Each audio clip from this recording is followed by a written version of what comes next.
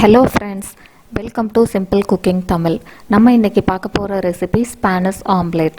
எப்பவுமே ஒரே மாதிரியான ஆம்லெட் செஞ்சு போர் அடிக்குதா? அப்ப வாங்க புதுவிதமான ஒரு ஆம்லெட் எப்படி செய்யறதுன்னு பார்க்கலாம். ஸ்பானிஷ் ஆம்லெட் செய்யறதுக்கு தேவையான முக்கியமான பொருளை எடுத்து வச்சிருக்கோம். Potato, onion, egg. இந்த ஆம்லெட் செய்யறதுக்கு ஆனியனை ஃபைனா சாப் பண்ணிக்கிறேன். பொட்டேட்டோஸை கியூப் சைஸ்ல கட் பண்ணி எடுத்து வச்சுக்கலாம்.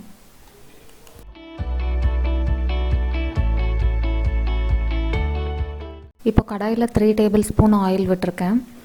மீடியம் ஃப்ளேம்லேயே வச்சுக்கலாம். ஆயில் கொஞ்சம் சூடானதும் பொட்டேட்டோ பீசஸை கடாயில் சேர்த்துக்கோங்க. பொட்டேட்டோஸ் கோல்டன் ப்ரௌன் கலர் ஆகிற வரைக்கும் கிளறி விட்டுட்டே இருங்க.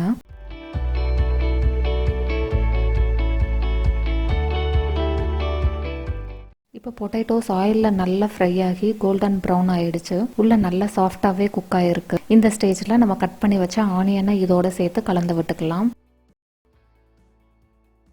ஃப்ளேமை மீடியம்லேயே வச்சுக்கோங்க. ஆனியனும் லைட் கோல்டன் ப்ரௌன் கலர் ஆகணும்.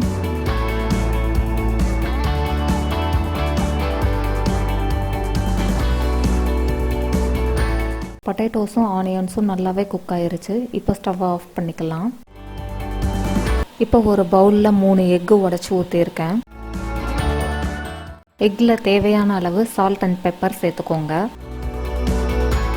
இப்போ விஸ்கி யூஸ் பண்ணி எக்கை நல்லா பீட் பண்ணிக்கலாம். எக்கை நல்லா பீட் பண்ணியாச்சு. இப்போ குக் பண்ணி வச்சுருக்கிற பொட்டேட்டோ ஆனியன் மிக்சரை சேர்த்துக்கலாம். பொட்டேட்டோ ஆனியன் மிக்சரை எக்கோட நல்லா கோட் ஆகுற மாதிரி மிக்ஸ் பண்ணிக்கோங்க. இந்த மிக்சர் ஓரளவு தண்ணியாக இல்லாத மாதிரி பார்த்துக்கோங்க. இப்போ ஒரு கடாயில் 2 டேபிள் ஸ்பூன் ஆயில் விட்டு சிம்லையே வச்சுக்கலாம்.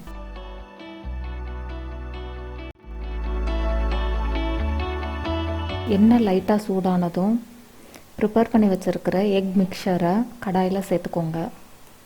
கடாயில் ஈவனாக ஸ்ப்ரெட் பண்ணி விட்டுக்கோங்க. இப்போது 30 to 40 செகண்ட்ஸ் சிம்லையே குக் பண்ணலாம்.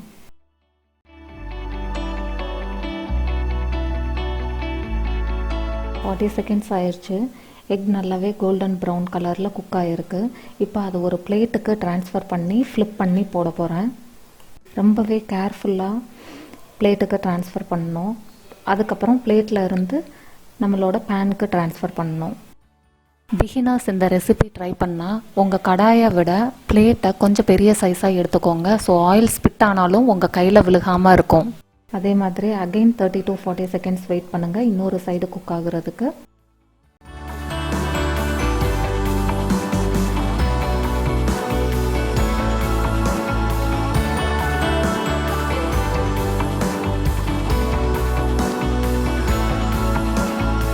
ஃப்ளிப் பண்ணி செக் பண்ணிக்கோங்க குக் ஆகிருக்கான்னு சொல்லிட்டு.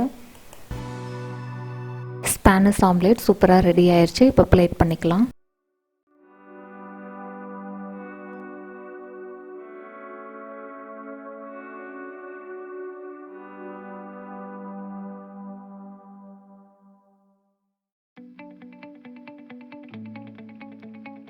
ரொம்பவே ஈஸியாக செய்யக்கூடிய இந்த ரெசிபியை நீங்களும் உங்கள் வீட்டில் ட்ரை பண்ணி பாருங்கள். இந்த வீடியோ பிடிச்சிருந்தால் லைக் பண்ணுங்கள், ஷேர் பண்ணுங்கள், கமெண்ட் பண்ணுங்கள். மறக்காமல் சப்ஸ்கிரைப் பண்ணிக்கோங்க. தேங்க்ஸ் ஃபார் வாட்சிங்.